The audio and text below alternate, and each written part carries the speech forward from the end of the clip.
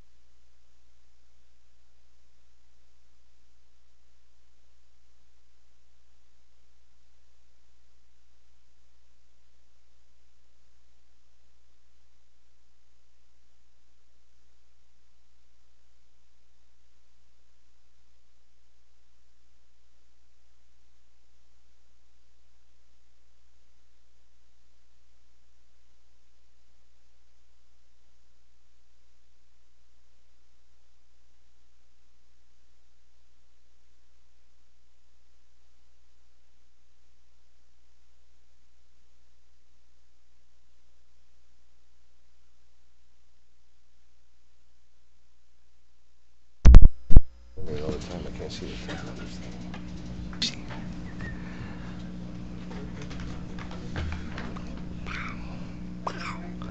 Call the roll, please. Mayor Bain. I'm here. Vice Mayor Petrolanda. Here. Councilman Best. Present. Councilwoman Mitchell. Here. Councilwoman Zapata. Here. We have a guest, the M.A. Milam's K-8 Center, 8th grade class. They're going to come up and lead the pledge. Come on up. Invocation. No, invocation. Oh, wait. We got to do invocation first. I'm sorry. Miss.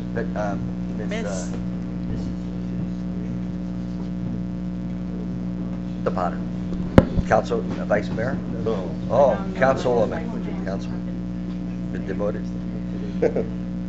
Heavenly Father, we come to you today asking for your guidance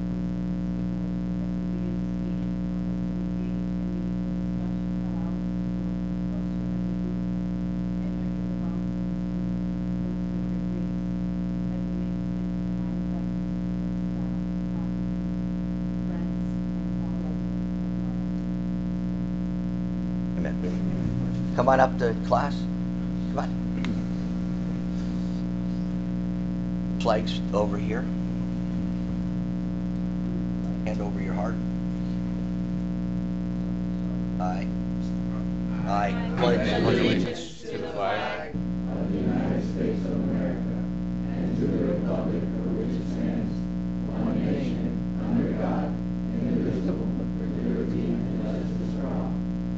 line up right there for me. Line up is not a good word.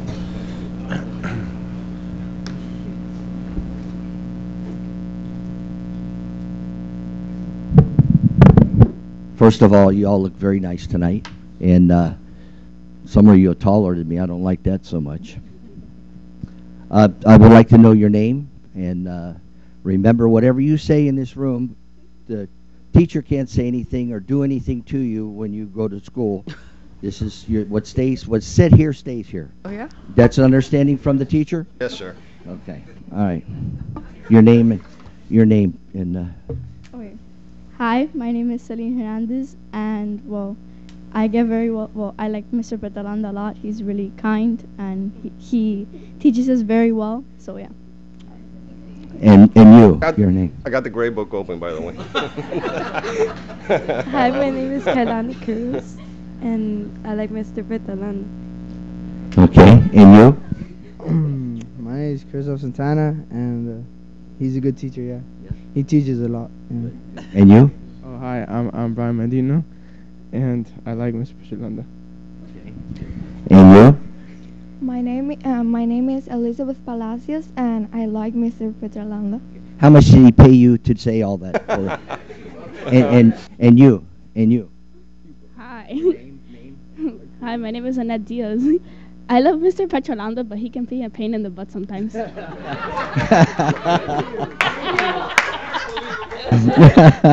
You did that very well. That was all a setup. I did get. Hi, my name is Maylee Martinez, and I like his class, but sometimes I get a headache. I set that up with this young lady before you got here, so Figure that. I want you to know. And I told them that you can't hold nothing against them. That's what they say. I just have the gray book open, that's all. Okay, here's a little pin from Miami Springs. You can keep it. And we thank you for coming tonight. And you did a great job. You said it very politically correct.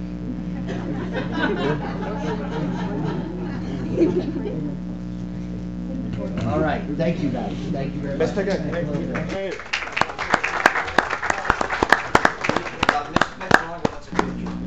Oh, now the rest. Now look at how many more I've got here. Come on.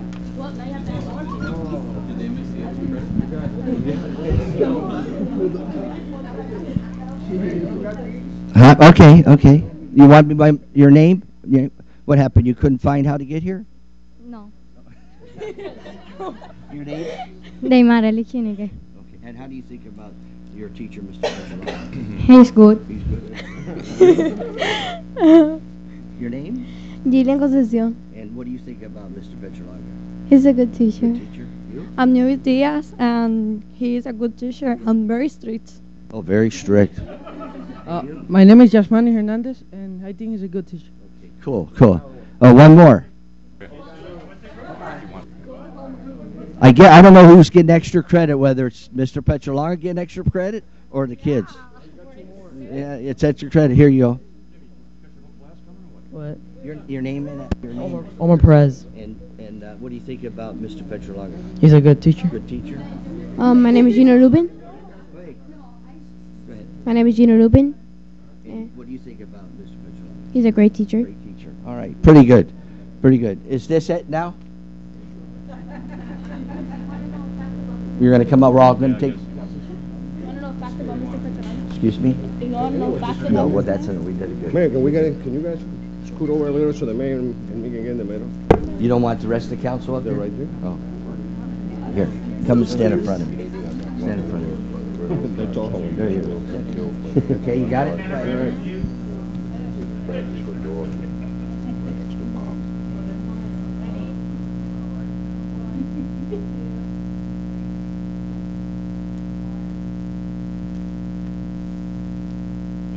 Okay, thank you guys.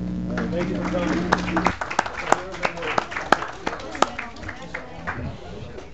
Very nice.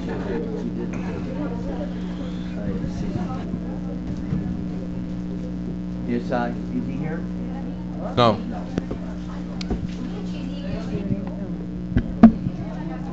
Stephanie Kwan, can you come up here? Did I say it right?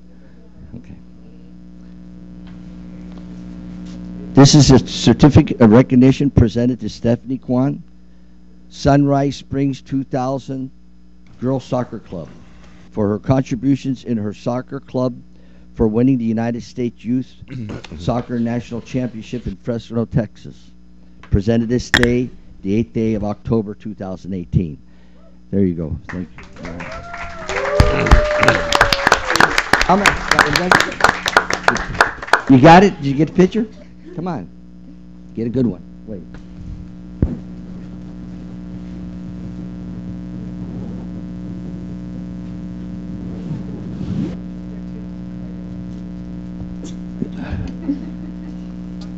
Did you get a pen? You got a pen? As you can see, yeah, as you can see, they started together. She started playing soccer, and you can see how successful she's become, product of Miami Springs. And I got to see the family when I was talking over to her about the school. I won't mention any names, what the name of the school was, but we were talking, and I felt that she deserved this certificate of appreciation. You have anything to say? Speech. Nothing else? Thank you.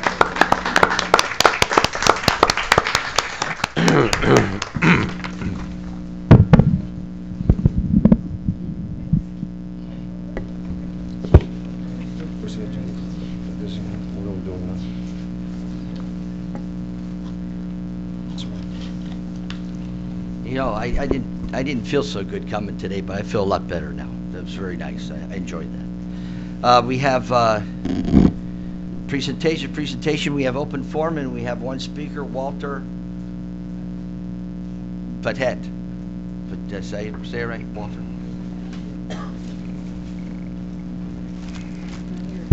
Good evening. My name is Walter Pahet, and Mr. Petrolanda is a good teacher. I got to add you to my role. Okay. So I am a 45-year resident of Miami Springs, but I am here on behalf of AIE Charter School over on LeBaron and East Drive. Oh, I know. Okay. And I just wanted to report to the council and to the mayor because a couple of council meetings back, there was you guys had an item where you talked about the traffic problems. There were some residents that had some concerns about the traffic. So I did want to report Mr. Guzman, the chief of police, did send out a couple of officers to us, specifically Mr. Castillo, and they did a traffic study with us.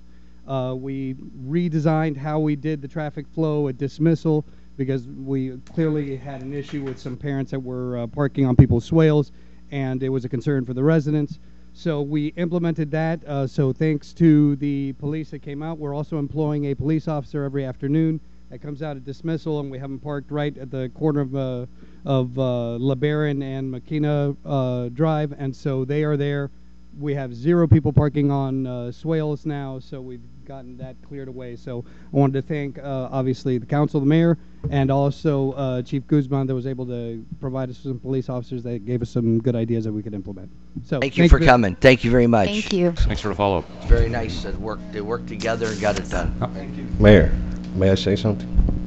I just want to thank all the parents for bringing the students tonight and lead us in the pledge. But unfortunately, it's time to go back home and do your homework, okay? Those of you that didn't get a pen because you got here late, I'll have one outside. I'll give it to you. And thank you for coming. Sure, thank you.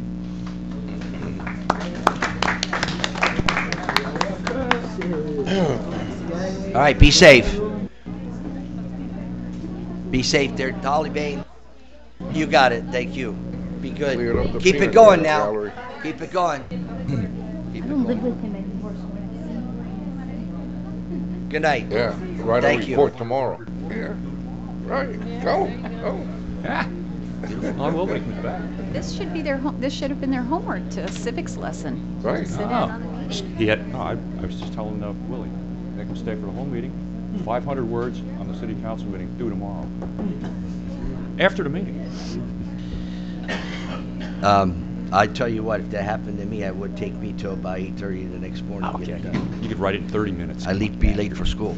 All right, we go to approval of the council meeting, 6A. 6A, through the chair, move. September. Yes, sir. September 24th, 24. 2018 regular council meeting. Do I have a motion? You have one, sir? Do I have a second? I'll second it.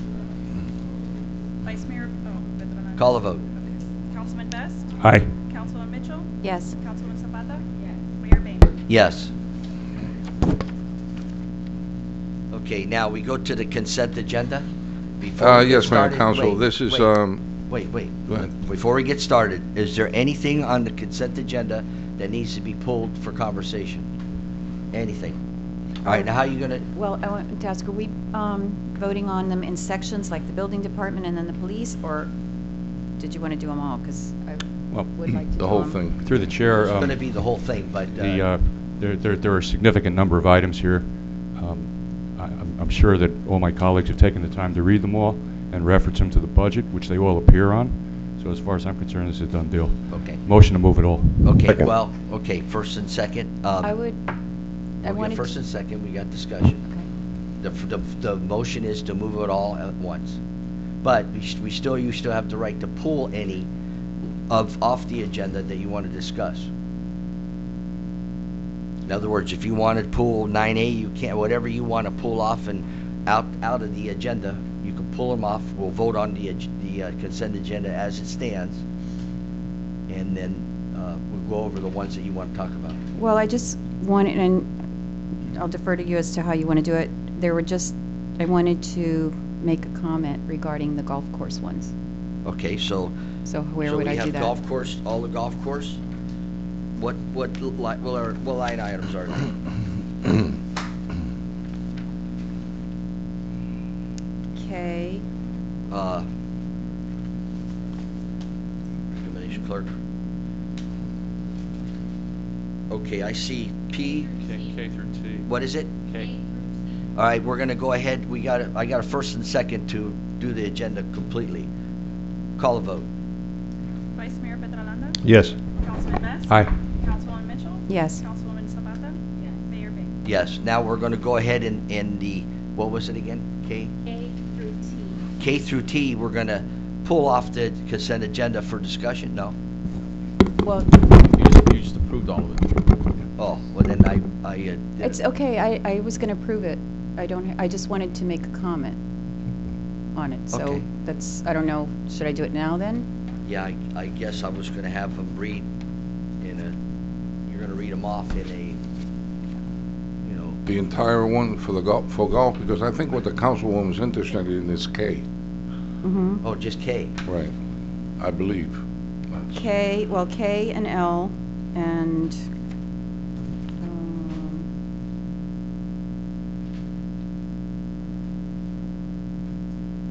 I think those are the only two for fertilizer All right, I and guess then I chemical. have to, Yep. I can't just, we said to vote on it as one. But I have no problem, the discussion is not to decide to vote on it. I just. Oh, okay. Okay, So- KL. Yes, And what? That's it, K&L. Go ahead. Okay. Discuss. Just, what's a comment? I just wanted to mention that in both of those that it looks like we're spending a large amount for fertilizers and chemicals and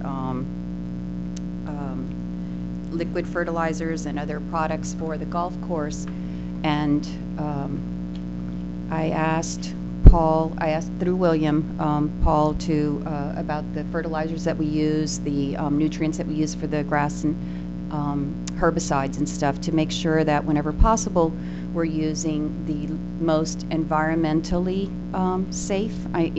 Obviously we need them for a purpose, and that's to kill weeds or other things, but that whenever there's a choice in going with the less toxic chemicals, that we're doing that. And I was just really impressed with the response that I got back from Lori through Paul.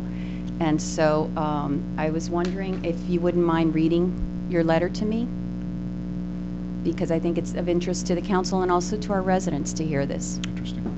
Okay. It's in the form of an email. So Yes, your email, I'm sorry. I did not memorize it, so I'm going to have to read from my phone.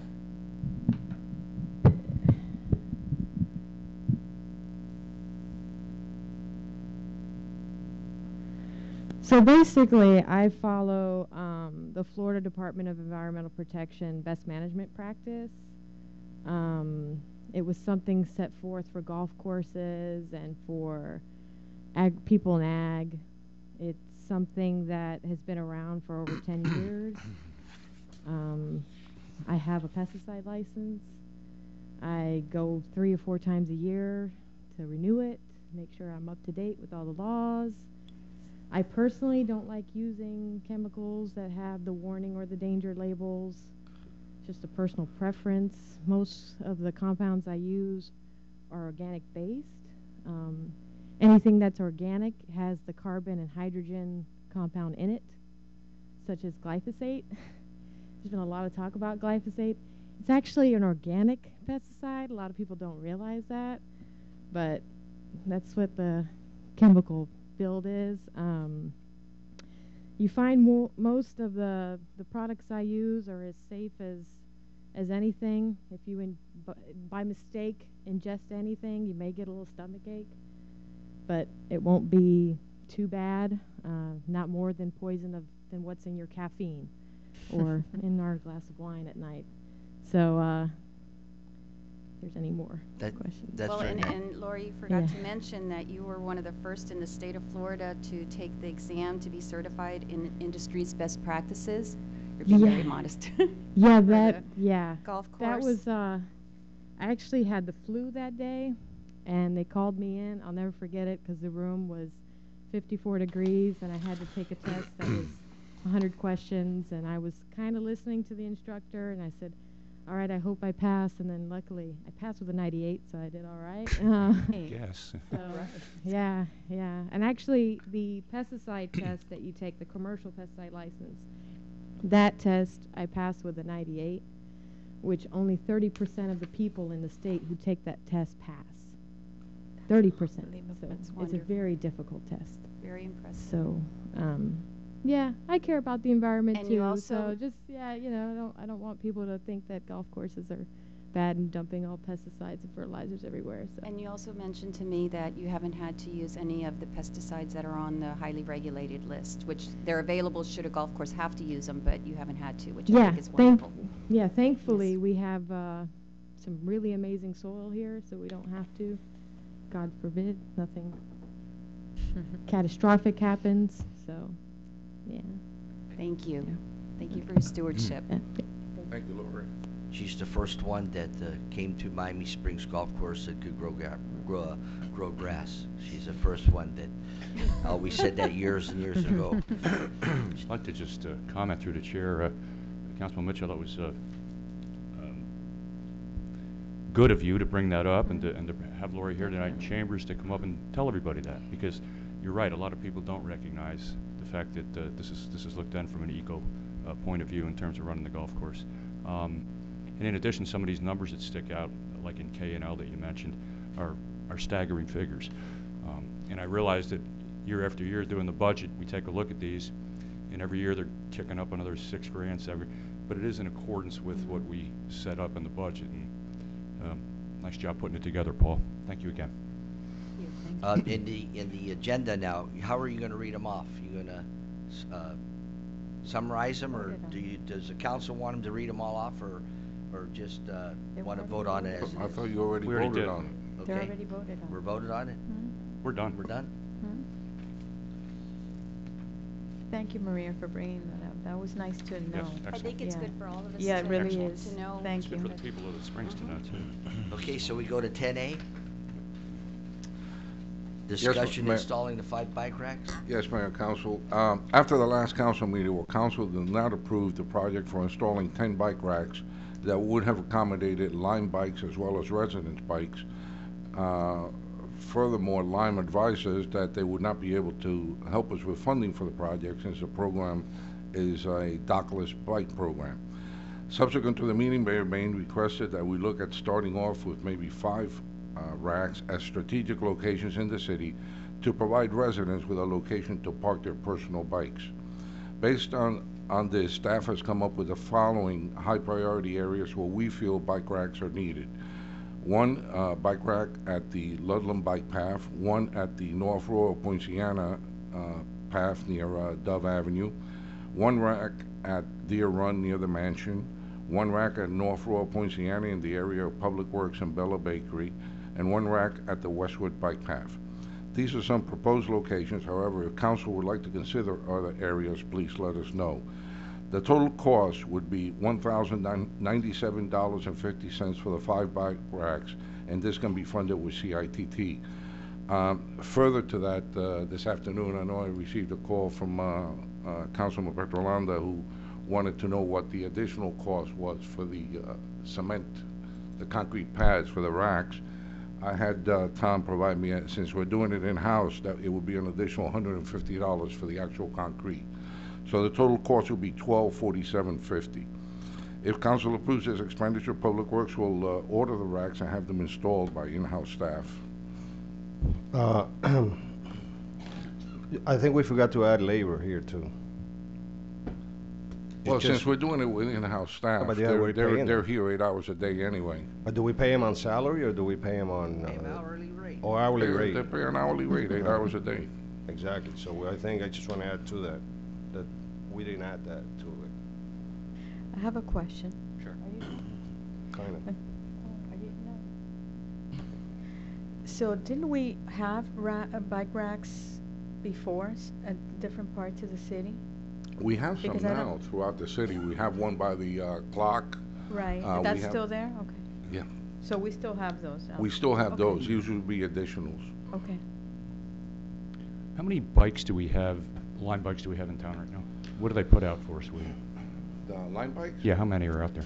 I believe they have about 75 out by now. 75 bikes? Yeah. Between 50 to 100 at any one time. So is anybody interested in this? I pass it run, I'd like to move motion to approve this. I'll second that. Any further discussion? I just want to add that I feel the same way I felt the last time. This is, I want to add, excuse me, I want to add that I feel the same way I felt 2 weeks ago. This is when we approved, I'm not sure if I remember if we voted on letting this company come in, or it was just an agreement, or what it was, but it was not going to cost us any money. Now it's costing us money. And that principle, I would have to, I want to vote the same way I voted the last time. If I, Vice Mayor, the I way think... I proposed this was, the last time it was proposed was to help line bikes, so to speak. I thought about it after we left the meeting with Councilman Mitchell. That some Councilman said quite a few that for, but not for. By the way, the figure that was cited at the last meeting was twice as much as what was cited just now, so it's half the money. The other thing I'd like to just mention, Councilman Petrolanda, is we don't make Alamo Rent-A-Car or Enterprise Rent-A-Car or a vehicle. Just Police company to vote on them coming in, and on top of that, the money. Still, us any money. City place. Now that we have bike sharing in the community, that if should they want to put them on a rack, they can. They don't have to. It's a dockless system, and the beauty of it is that it's dockless, so you don't have to go to a central location to get these bikes. You can ride them to your friend's house, your neighbors, the bakery, or whatever. It was what things.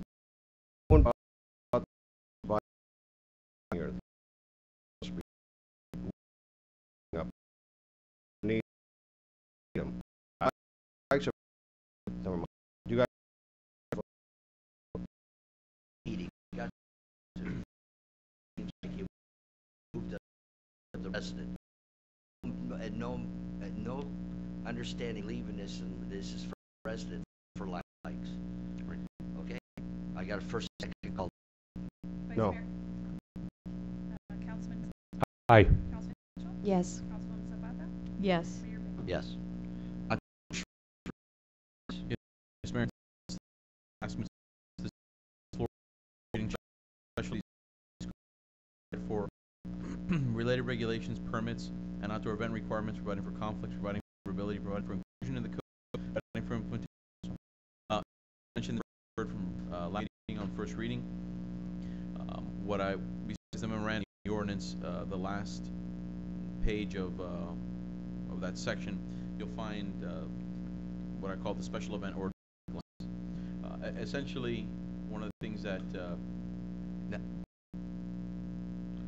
you could wait to.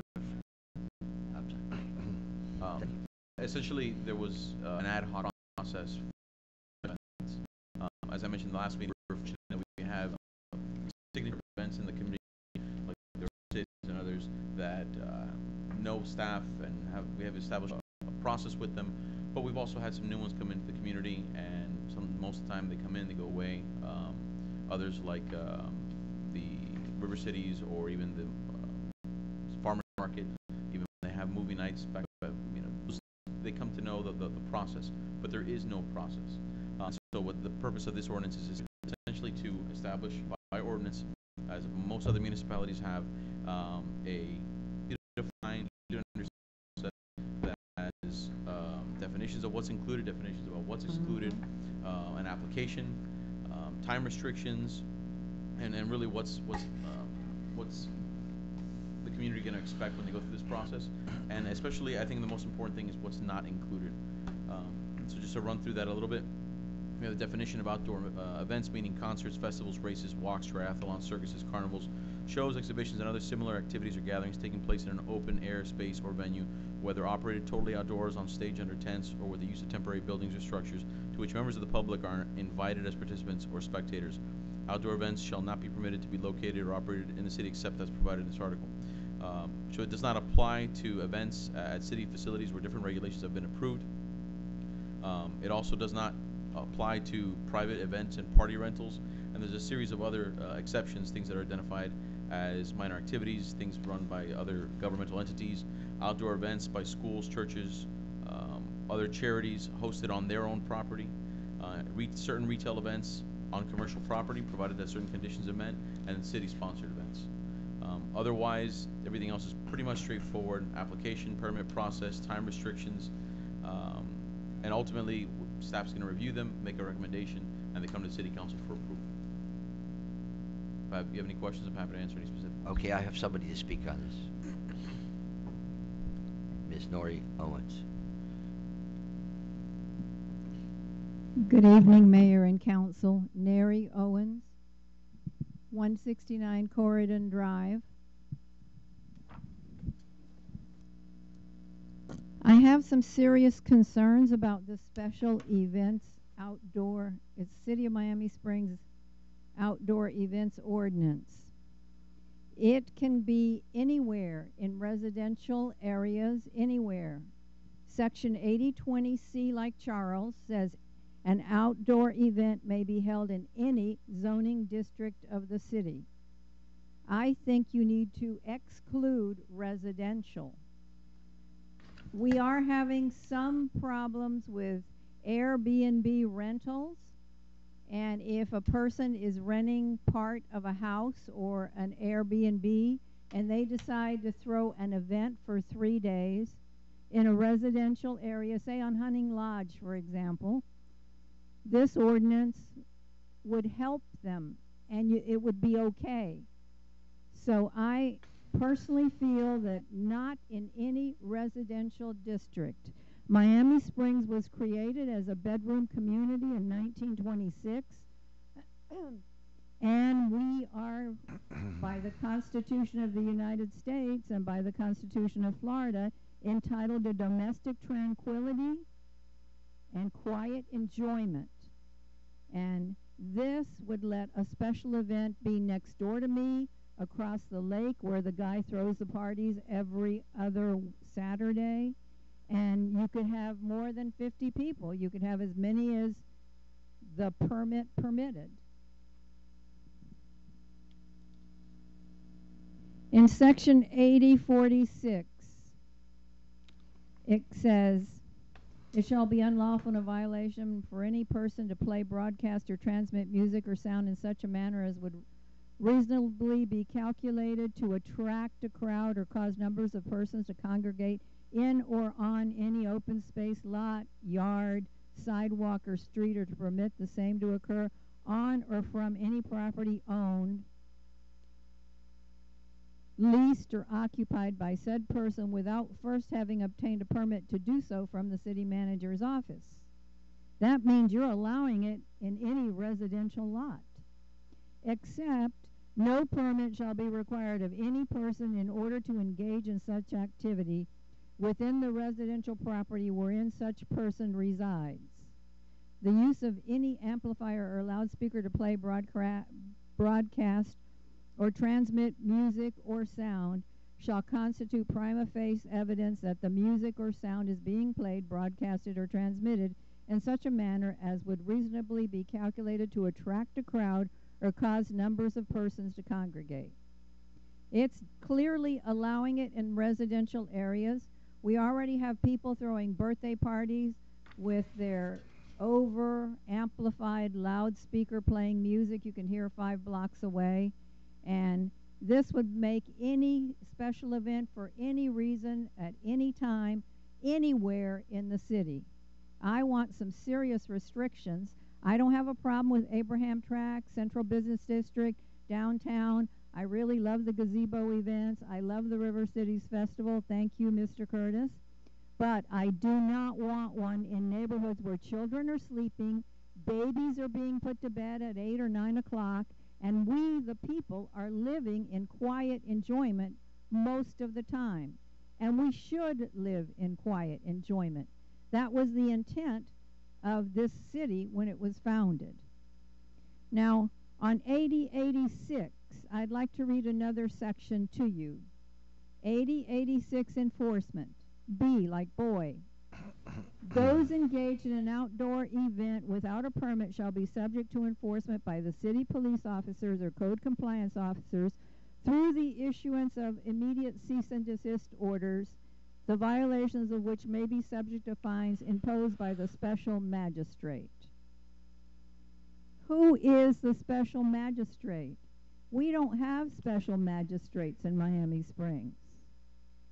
These should be specific fines set like you did with the noise ordinance, like you do for code violations, that the police officers can write a citation and the individual can then challenge it in circuit court. That would be okay. But imposed by the special magistrate, that's an imaginary person, and that should be stricken from this ordinance. To continue, for repeat offenders, a city manager or his designee may decline to issue permits to such person or entity for 1 year or such period as the city manager deems appropriate. I don't have a problem with that if it's in the central business district. I do not want our residential communities, either the east or the west or the north or the south sides, to turn into circuses, special events, food trucks, and all the other stuff. The churches do have special events, and it's all very well and controlled. But to let any person rent their house and have a special event for up to 3 days is outrageous. So I ask you please to consider the details of this proposed ordinance and let some other residents speak out against it, because they need to be here and read what's happening in the city. Thank you very much. Thank you. Through the chair, thank you, Ms. Owens. Counselor, what prompted this? Well, as I mentioned, there's no process in place for outdoor events. Okay. I think we're treading on some thin ice here with this. Well, let me explain. If please, open please. forum is Please do, sir. Yeah, it's open. Okay, so currently outdoor events are permitted anywhere in the city right now. This does not stop a person from having a party or having any kind of event in their home. As a matter of fact, cities like Pinecrest have had to resort to making violation of their noise ordinance an arrestable offense in order to stop these Airbnb party homes. Those party homes are not coming in for outdoor event permits, and we haven't had any here in Miami Springs. So essentially, you can consider this, if somebody wanted to have a block party, I was just going to say it. Is what the perfect example. If somebody wanted to have a block party, say you live on we have had. Well, we still do. Yeah, you live on a street, you want to get together with your neighbors, you want to close that street off for an afternoon. There technically is no process in place. The reality is that in Miami Springs, 99% of the events happen in commercial spaces. The purpose of this ordinance is to say, all right, well, they're currently allowed everywhere, but now we are more heavily regulating the process by which those things can happen. Even, for example, if the Optimist Club were to have an event on their property, this would be that would be exempted from this, because essentially it's a charitable organization that's hosting an event on its property. It's also a property that is used for rental. So that's it. One of the churches in Miami Springs that have events, that's excluded as well. This essentially doesn't change, doesn't permit, doesn't augment. It just creates a regulation vehicle for the things that are already currently going on. It doesn't give any extraordinary permission, if you will, to allow in residential areas. If you prohibit them, then you can simply have those block parties or those neighborhood things, which barely happen, would never happen. What this is meant to do, again, is create a pipeline for those kinds of things, however rare, to come before you anyway. And so if for some reason Tammy's neighborhood wanted to have an event and pull a special event permit, right now they would probably just do it. Instead, there's a process in place to come through, and if you all don't believe that they should be allowed to do it because it's too long or too many days or for too many hours or they don't want to close the road, you would either deny it or put those conditions on it. So again, the issue of the noise on the second issue is already regulated in our code, whether it's an outdoor event, an indoor event, and there's a noise ordinance which we reviewed and painstakingly went through over several months, and if it's being violated, there's a remedy for that. The last, I'll go to point number 4 and then come back to point number 3. Point number 4 is, yes, if you fail to meet the conditions of your permit, the likelihood is you're not going to get it again. But more importantly, not only is it a violation of our code, if you violate a lawful order, you can be subject to an arrest. So even if you can have a violation that is a code violation, it's not a criminal violation, and so in and of itself it becomes a civil matter. But if a police officer comes and tells you to stop a particular activity because it's unlawful, and you fail to do it, now it crosses over into the realm of criminal activity and you can be arrested for it. In the same way, going to the top of the conversation, that violation of, let's say, Pinecrest's noise ordinance becomes an arrestable offense once you've been given an order by a police officer to stop. So that's another remedy that we're not going to put into the code because that's already permitted. That's part of the enforcement powers that the city has. The last thing I'll say is, Nary caught a typo. It should say whether it may be subject to fines imposed by the special magistrate or code enforcement board. Because even our code enforcement section currently contemplates a board or a special magistrate, because the city council, the day after tomorrow, can choose to dispel the code enforcement board by ordinance and instead impose a special magistrate. And essentially, it just is to put in there the possibility of having either or. But essentially, it would be, in our case, the code enforcement board, because we don't have a special magistrate, and it would follow the same code enforcement procedure that we have in place So right now. you're implying a judicial body of some nature. Right, as may be changed from time to time. Not that there's any indication to change it, but it's a way to have a more appropriate code so that you contemplate those eventualities and you don't have to go back and change all the references to a board to a magistrate if that were to change. Not that there's any desire to do that. So again, this doesn't necessarily, it doesn't augment any residential outdoor events. It simply puts everything that we currently have through a new pipeline. So that when it comes before you, you'll be able to have applications. Tom is going to have to apply for a special events application and say, I want to close the circle for 3 days. This is what I'm going to need. I want to serve alcohol. All of that, the explanation is going to be there, and no more is there going to be, not just Tom, but anybody else coming up to the well and telling you for the first time what you're hearing, or telling William, and he puts it in a memo. It puts the onus on the applicant and then allows us to vet all the information. If at some point the event doesn't look like what the person represented, then that's something that we can consider going forward if they come back and ask the city for an event again. If I may, I'd like to say something. Sure. Are you done, Councilman Bess? Yeah, no, I'm just thinking on what Dan was saying. Go ahead. I just Thank think you. that this adds structure to something that doesn't have it, because in reality, I don't think it's promoting more of any of that. I think it's clearly defining the parameters by which these things can happen in our community. And I think it's one of the purposes of our looking at some of those codes that have like open-ended, little loopholes, and it's for protection of our residents and the city. So I don't have an issue with it. I think it depends on how we look at it. Well, I guess what I'm troubled with is the fact that it doesn't appear to me that we have a major problem in this area. Once this is instituted, I mean, there's fee schedules and everything set up for this. I mean, you can. Once this is established by ordinance, then a resolution will come back, presumably on second reading, and you all will set the fee for this application, which could be a flat fee or varied, depending on what it is. I just want to be assured that we're not tying people to, it's nice to have your own place and be able to do what you want to do, and you're taking those rights away and establishing, if you will, a cookie cutter mentality in terms of who can do what and when, that kind of thing, like living in a condominium or something. Right, again, Not to downgrade private that type of party living, would but not be applicable to this.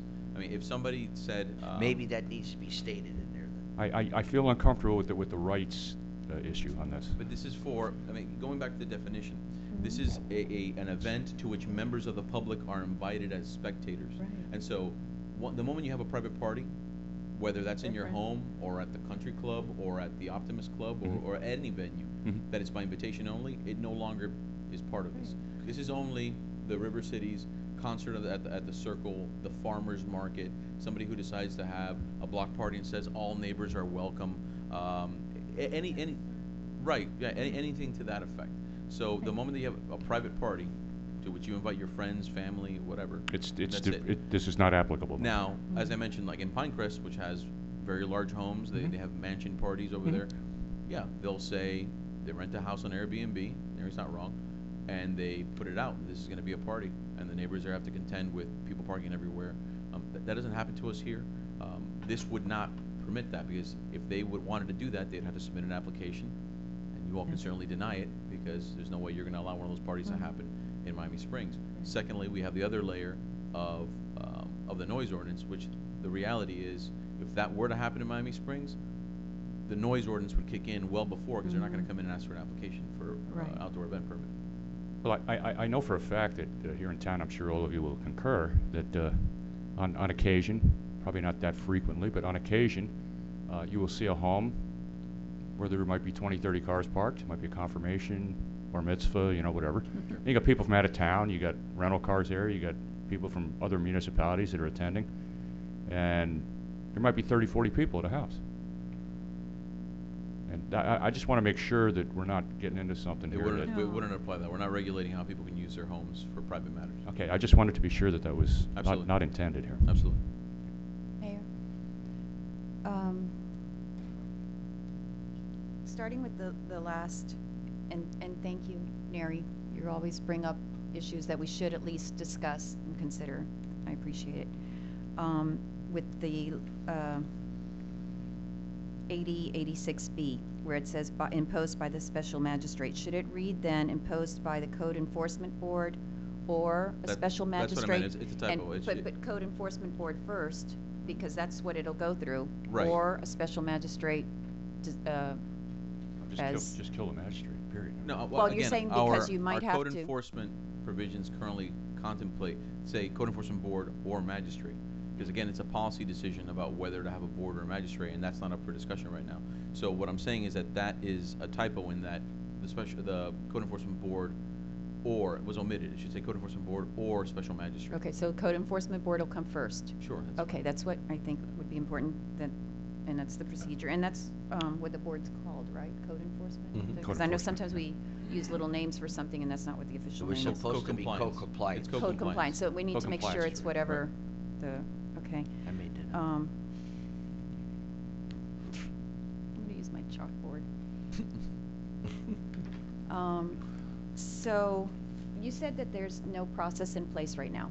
If someone wants to, there has to be a process. If someone wants to have a public event right now, There is a process, right. it just There is. hasn't been codified, and that's what he's trying to do. Right, there's no but there is a consistent process, Of because if course, somebody calls of City course. Hall right now and says No they're codified. probably. Of course. Forgive me, there's no And we bring it, codified process. anytime there's a road closure involved or liquor sales, it comes to you automatically for approval.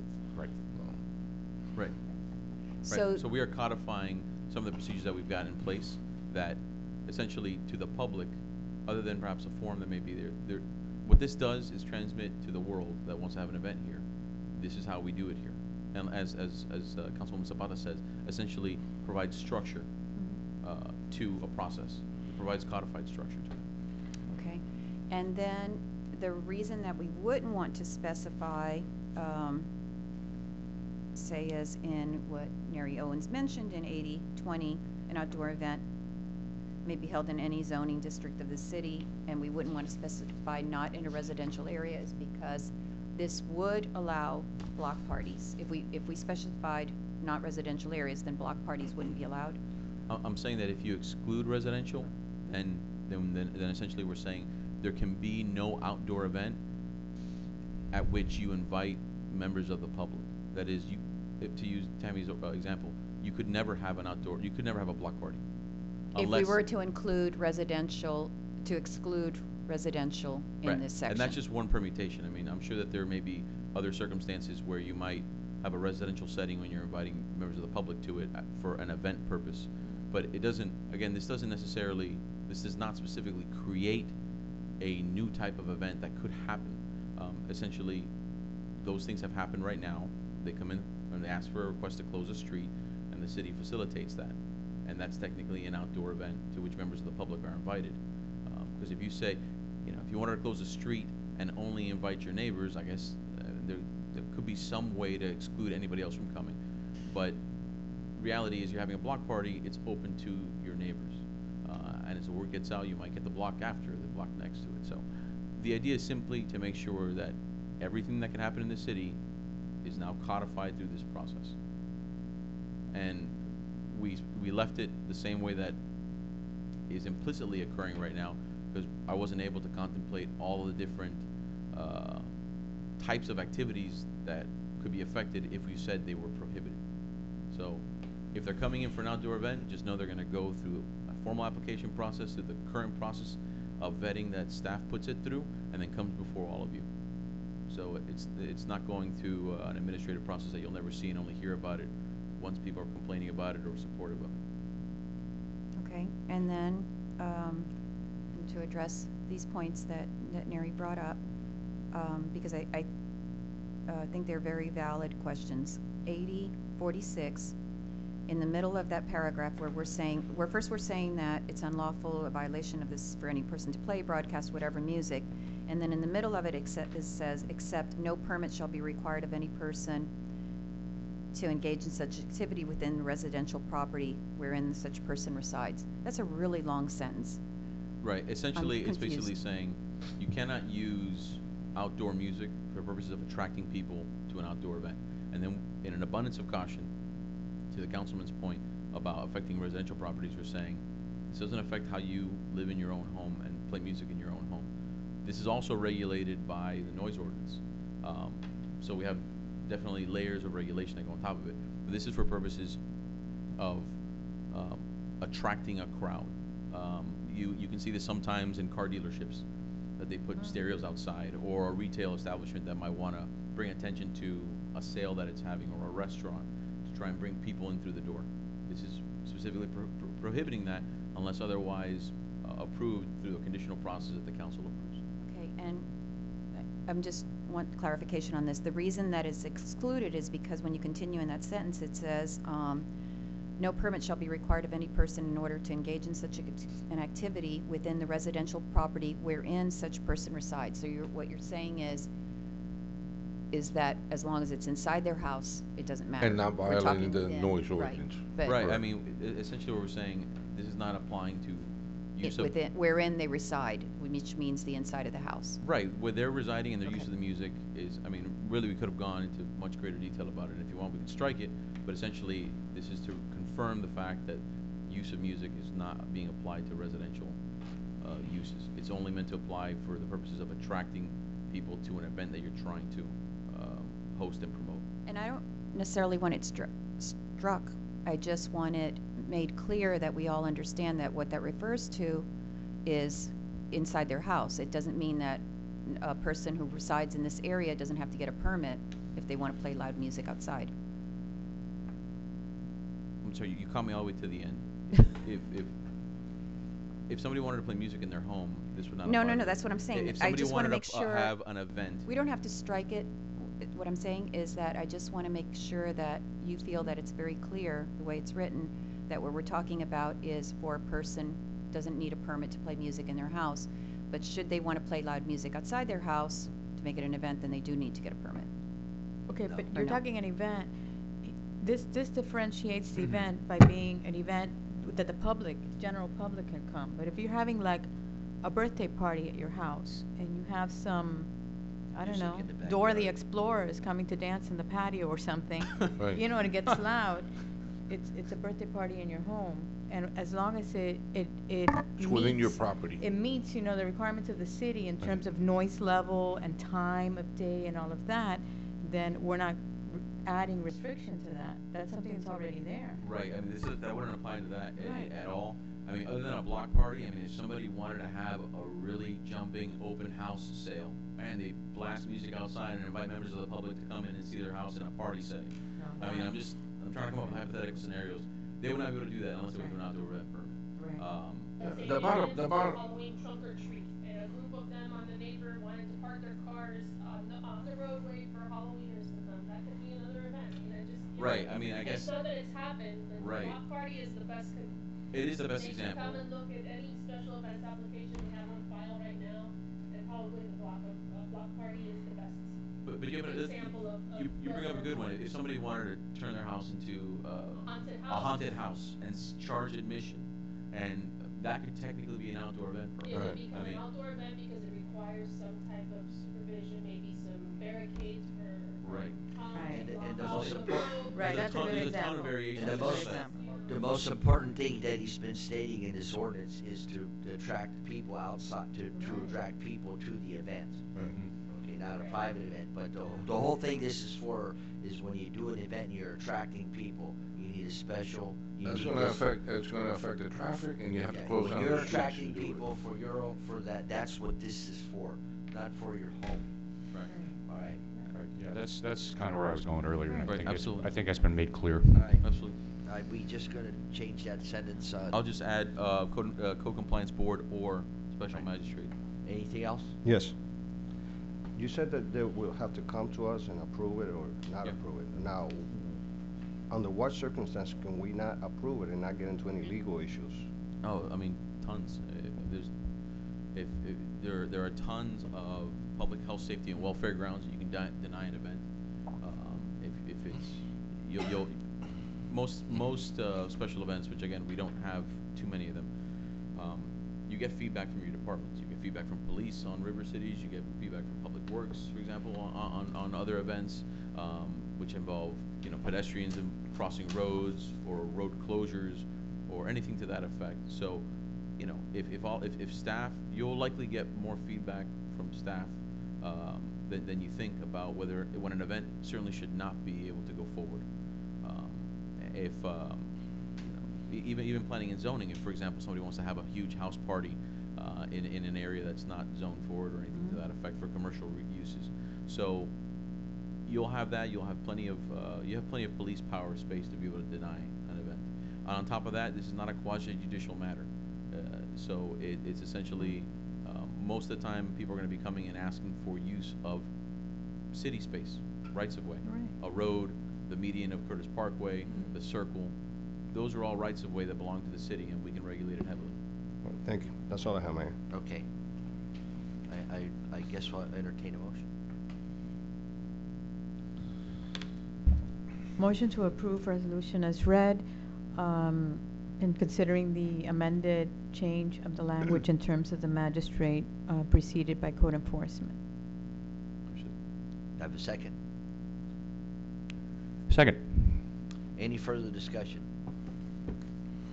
I do have, sorry, I want to make clear I understand this.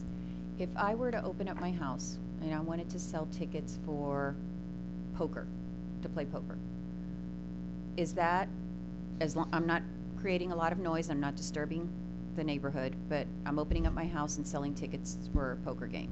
Would that fall under this as a special event, that I'm advertising it as a poker event at my house? We're not going to disturb our neighbors. Is it inside your house? Yes, but I'm selling tickets and I'm advertising it as an event. And it's gonna create a lineup of cars? It is, and I'm going to use my patio, so it'll be outdoors in my patio and stuff. And yes, but is that, I'm wondering where that would fall in. I'll give you an example. What's the buy-in? I'll use myself. What's the buy-in? I don't play poker, so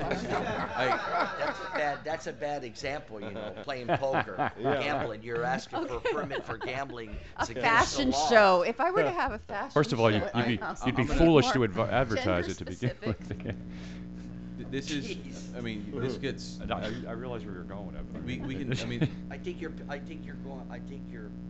I don't think that you're going into a trivia of what this is all about. What you do in your home privacy of your home is one thing, but I believe what they're trying to do here is to get some handle on, first of all, that it's all that we understand. Actually, this is kind of more restrictive than what we have right now. Right. Because we're controlling what's going to be done. When you're getting into your own home and everything, I very much believe what Councilman Best says. Your home is your castle.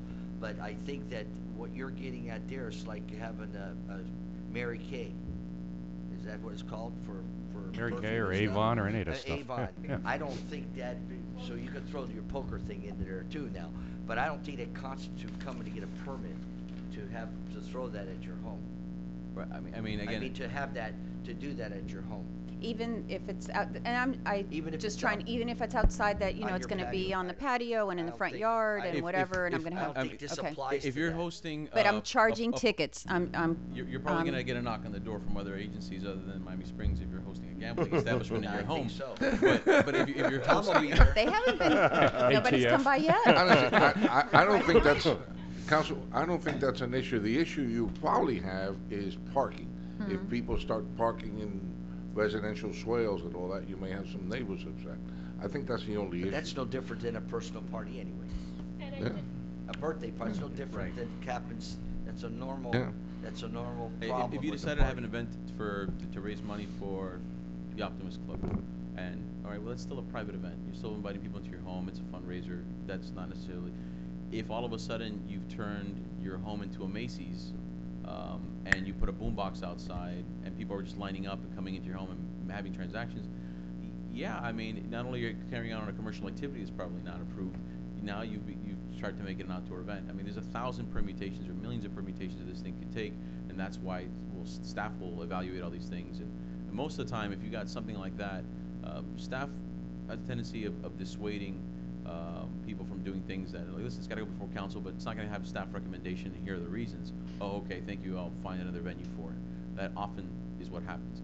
And codifying the process will make people understand, you know, these are the code limitations on what these events are supposed to be. If people want to do some wacky things in their homes, I'm sure code enforcement's going to get the call well before they come in for an application for a permit. Will this reduce the number of things that come up before us? Or it'll still remain the same as far as No, approving you'll like a still block get the party? same- It's Still still, have- we'll still have to review them and For, like, approve them. liquor sales Okay. and stuff like Yeah, that. I don't see a change to them really. I mean, I don't see a flood of these things happening. It's just like the councilwoman said, it's just one of the many cleanup efforts that we're trying to do to change the code. Anything else? We have first No, and second. I'm pretty well satisfied. Call the Councilman Mitchell was just exploring other things that could happen with Yeah, this, and that I was know, my like concern playing initially poker. too, yeah. Like playing poker. Sure. Call the Well, vote, please. among other things. Vice Mayor Petrolanda? Yes. Councilman Best? Aye. Councilwoman Mitchell? Yes. Councilwoman Zapata? Yes. Mayor Bain? Yes. And we appreciate Nori making us talk for 15 minutes. We appreciate that. She did. I know she did. Okay, we go to consideration. What were we at here? Consideration. Yes, I'm sorry to interrupt you, Mayor. This item will be at your next, Table? yes. Which one? B. 12B B. on the, The Park and Parks Way? no, yes, 11B. That's what I'm doing now. Yes, that's gonna be tabled for the next meeting. Okay, thanks for telling me. No vote of confidence for you today, right? That's Thank you. Okay, that's It's not her. harsh. Are we doing you? So you got, We're you not got doing time you, to right? We're make doing up a him. little bit, huh? That's You 2 got weeks time from to now. make up a little bit. Okay. Okay, we go to consideration of the council meeting, the first meeting in November. I'm swapping. Okay. I want to do All that. right. I want to do All right. the photo comments last. Okay. I guess November, Also make me suffer. the November 26th. Well, there's a couple things going on here. The first meeting in November falls on Veterans Day, which is the 12th. Okay. And I'm requesting if we could move that to the Tuesday or another suggested date, which is the 13th. So we would be November 13th? Yes. I teach a class that night. Okay, how about November 14th for everybody? So What's for November November 13th? 19th? No, I'll be out Week of of town. Thanksgiving. Yeah. Why? What's wrong with November That's the 13th? week I of didn't hear you. Thanksgiving. November 19th? I didn't hear you. Teach class. Okay, the first meeting in November falls on Veterans Day, which is what date? The 12th. Okay, that's a Monday, That would be our scheduled meeting, right? right? And you say that the next Monday after that is during Thanksgiving week? The 19th. Is that a holiday, the before? 12th? Is a city It's the holiday? holiday, yes. Oh, it's a city holiday, okay. How about Monday, the Monday before? Next week. I mean, Well, maybe we ought to have it the first Monday of November. Right. on the 5th? Yeah, I think that would be good. First Monday in November, Yes. That means we'd have back-to-back meetings? first Monday in November would Okay, be. the Well, second meeting in 22nd, October and then the first. then- Yeah. Yeah. No, there'd still be 2 weeks between meetings, so that'd be okay. Yeah. That would be good. You want to do that? Everybody's good? Yeah, November 5th. November 5th, we'll have the first meeting in November. All right, now, the second meeting in November. You're asking to cancel that one? Yes, because it's, the Thanksgiving Week? holiday weekend. Right, so that's the 19th, That's November It's 26th, it would be the Monday after Thanksgiving. Oh, I don't see anything why we should, maybe make it to Tuesday so we can recover a little bit, but. Recover. Then Yeah. we're only gonna have one meeting in December? It looks like Is that so, right? yeah. Take December off. but Usually, yeah. Oh, we take December off? Usually, I mean, we've Then- had 2 meetings in December. We No, usually have one. We, Have you one. usually have one. one meeting in November? I've been one on the meeting in council December? where we had 2 Oh. meetings in December, We have. yes. But, I think we could do it the Tuesday after Thanksgiving. What was I that? would propose to do that. What would that date be? The 27th? 2/7? Okay, I'm fine, you can all have it, but I teach a class on Tuesdays, Okay, what time you get out? 9:30 at night, What time you go in? 6:30. Okay, remember We'll convene at 2:30 in the afternoon. that. So, all right, how about Wednesday to accommodate the That would be fine. Wednesday? But I can't either. Everybody's checked. The 28th? Yeah. Okay, I won't be here either. I Well, teach what- I teach Tuesday, I will Wednesday, have to do- Thursdays. I'm committed to Mondays at the city because that's what I'm committed to, and it doesn't Okay, mean no that I problem. can't ever change it, but if it Hey, could be avoided, I no would problem, appreciate no problem. it. We'll do it the Tuesday. why don't we just leave it the Monday that it's Right. scheduled? It's the Monday after Thanksgiving, the holidays are over. I was trying to accommodate people. No, but the But- Monday before, like we said, why can't we do it the Monday, the back to Before back? Thanksgiving? No, Monday before Thanksgiving. The I'm gonna second have Mon- to be what's People the are s- out of town, some people. The what second day is Monday, what's the second The Monday in 19th. December? We'll do it the Monday after Thanksgiving. Monday after Which is the Thanksgiving. regular scheduled Monday, right? Right, so Right. let's just do That's it what that. That's fine. Leave it alone. If we were trying to cancel it. We were. Well, We're not trying to move it. I'm not trying to cancel it. Right. I don't want to cancel it. Yeah, especially if we shorten. That'll be a meeting where we'll decide whether we're gonna meet in December or not. Right. Yeah. Right. Especially if it's December, we don't only have one meeting. I think it's. Okay. So the Does meetings are now everybody- November 5, and what's the other one? And the 26th. And 2/6. Okay. Done. Understand. Cool. No, Hmm? the 5th. It's the 12th, this one. The 5th and the 26th. Yeah. 5th and the 26th. I'll send out the reminders. Yeah, please. 5/26, and then. Thank you.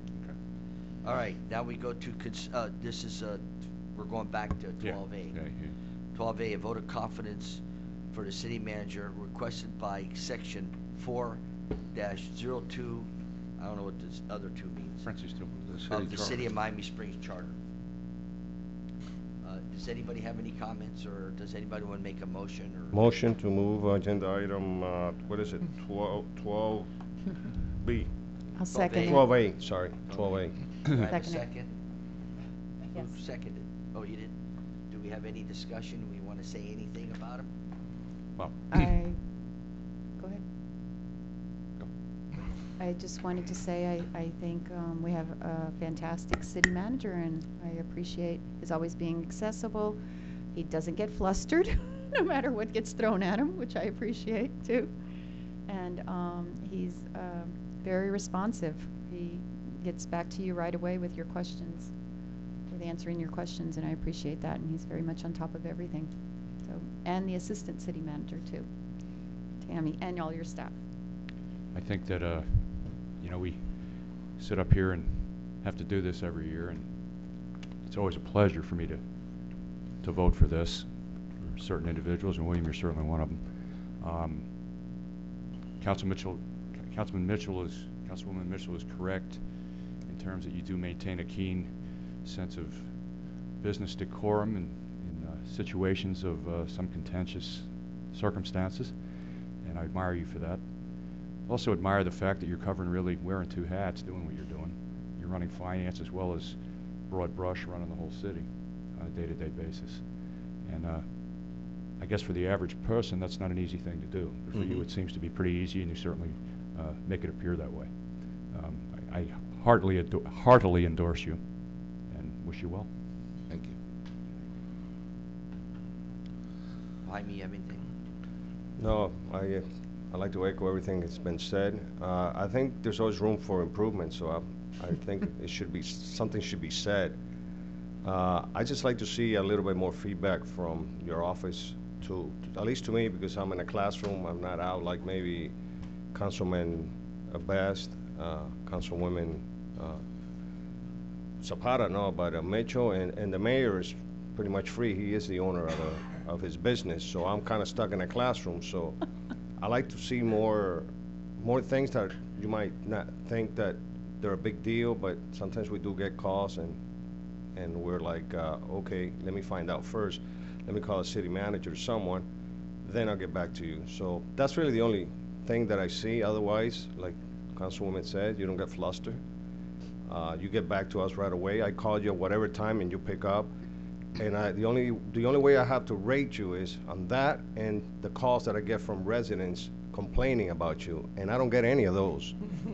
And I'm happy what you do, other than, if you can get a little bit more communication, at least to me, because I'm in a classroom. Other than that, I think you're doing I'll give you an A+. How's that? Thank you. Okay, now I do want to say something. Your time is up. No. No, I can't be the only one whose time is up here. So, in all fairness, I have to say that I'm stuck in Miami-Dade County Public Schools all day doing professional development with teachers, and I can't get out. And then I teach courses at night. And the reality is that I communicate with either one of them, and they get back to me right away. And a lot of times, I'm the one that can't communicate back with them. and they're good to leave me a message. They call me on the city phone and on my other phone, because I think the other one, I mean, they take the time to do that, so I appreciate that.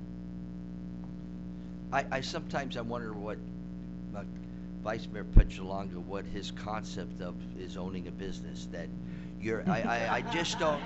I wonder sometimes his concept of how you work at a business and you own a business, that your responsibilities are different in a lot of ways. Owning a business and doing a business, it's actually more responsibility, because you got to go home and worry about that business. Right. And when you're an employee, you just go home. So I don't understand your concept about that. Well, what I meant was that you can stop what you're doing and pick up a phone and speak to somebody, where I can't because I'm in a classroom. You saw the students I have. That's better. That's what I that meant. makes That's more exactly sense. what I mean. You All saw right. the students I have. If I pick up a phone call, that the classroom could be quiet, I pick up a phone call and forget it. All right, okay. That's what I meant, that you All have right. time to pick up a phone call and not worry about having 30 students. Next time, going use your crazy. phone. All right, now. I text well. I want to say last night I called Mr. Alonso up at 10 o'clock last night. He answered. Exactly. I bet you he answered. And we talked. Sure he does. We talked, and we had to talk about something, and he's there. Yep. You know, and his demeanor is very good, but you know, a lot of times people don't understand that he might be nice and everything to you, but sometimes when he gets off the phone with some people, he gives me and lets me know how he really feels. No, but I'm just kidding. Now. I'm just kidding. But William, we thank you for everything you do and keeping us in. One thing, and I understand Councilman's problem being in the councilwoman, they're in a business where they can't hand the phone. I do have the opportunity to use a phone, but you keep us well versed of what's going on, and I gotta say, it's never a no from you. Dealing with other managers, there's always, well, we can't do that. Never heard that from you, that you can't do it. You always say, I'll research it and find out if we can do it. And my father always taught me, never say you can't do something. Just find out first if you can, or don't just say can't. And I think that's one of your biggest positives in doing your job. So I got a first and a second. Can we call the roll, please? Vice Mayor Petrolanda? Just kidding, yes. Councilman Best? Emphatically, aye. Councilman Mitchell? Absolutely, yes. Councilwoman Zapata? Yes. Mayor Bain? Yes. All right, we go to City Attorney. Anything from you today? No, Mayor and Council. Did you wish you got a nice talk like that when we gave you the vote of confidence? Oh, I'm waiting for it. It's coming. It's coming.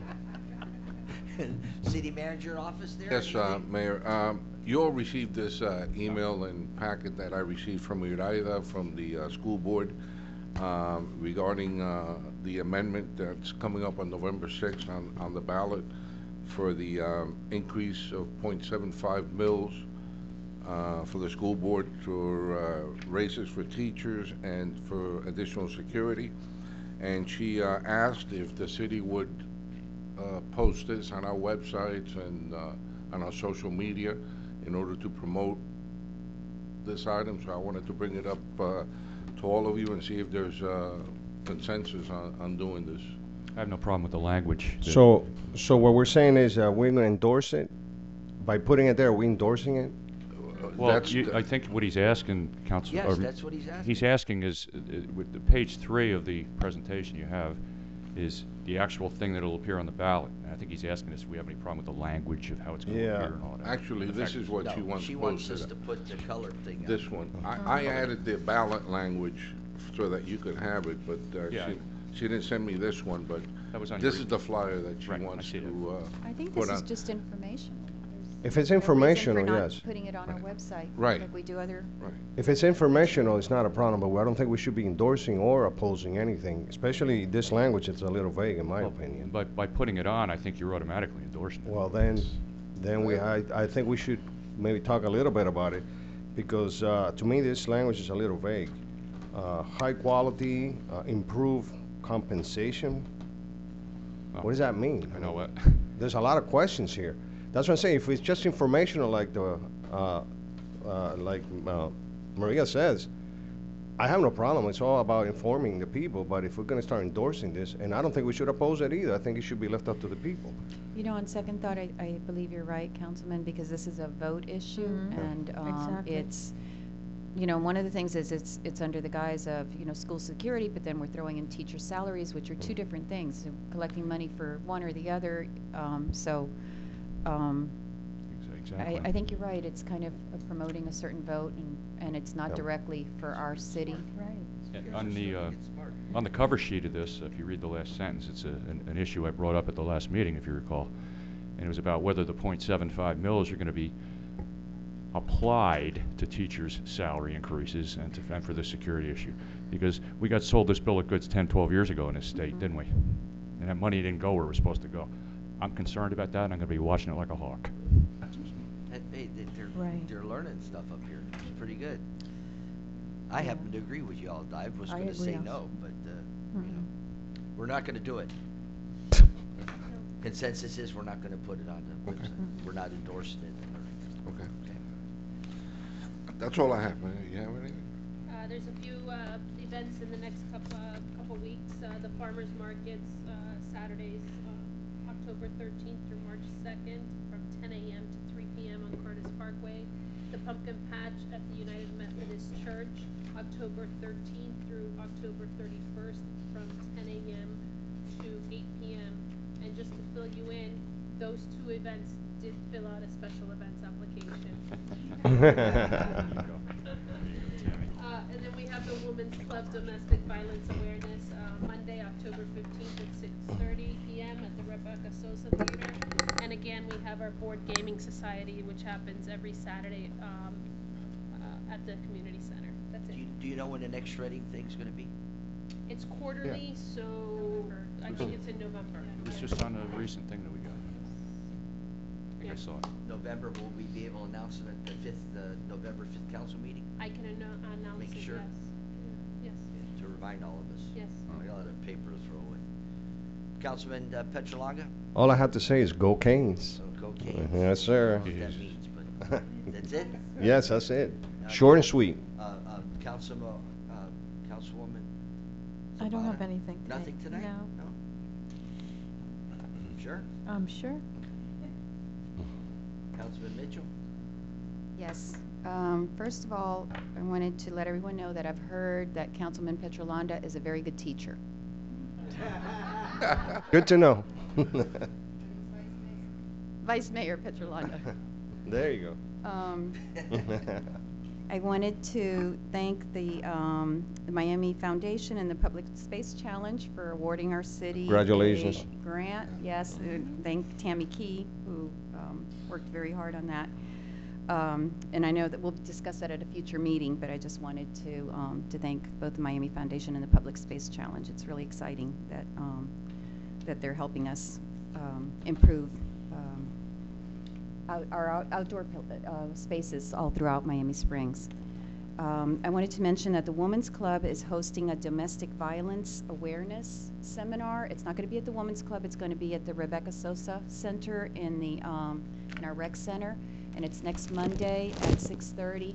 It's a really, really good seminar. They're going to have a lot of speakers, and it's useful for people who may be undergoing domestic violence, but it's also really, really useful for to help the rest of the population kind of recognize the signs of it, and recognize it in our family members or in our friends or neighbors, and how to do something, because sometimes you sense something but you don't know what to do about it. So this is just a really great event for the community. It's free, and I encourage everyone to try to attend.